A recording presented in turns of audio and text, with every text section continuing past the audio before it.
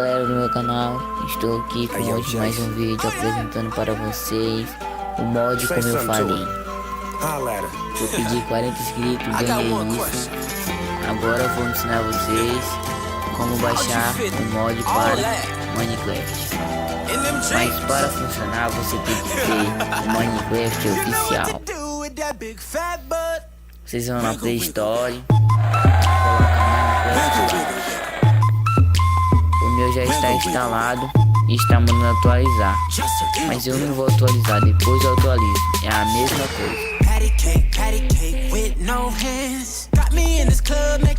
Aí eu vou, entra no mod, assim que você instalar, você já abre.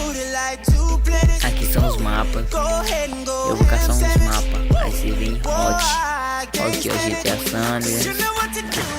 Vou instalar, deixa eu ver qual que eu instalo. Está Mansion. Vou instalar esse aqui porque eu achei top. Espera baixar. Voltei, pessoal. Aqui no meu já baixou. Você clica em Start em Game. Vai abrir o mod.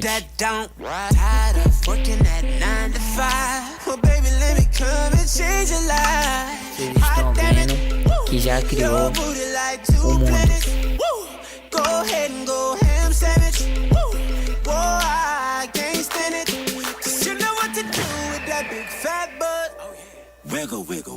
Olha aí, pessoal, o mod funciona 100%, não trava. Muito top esse mod. Uso ele faz tempo.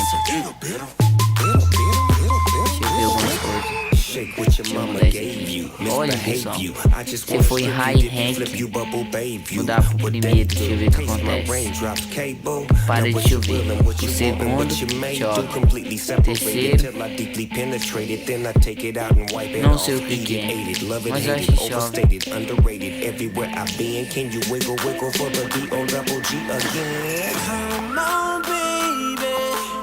eu ver mais alguma coisa importante. Ó, você pode tirar print, né?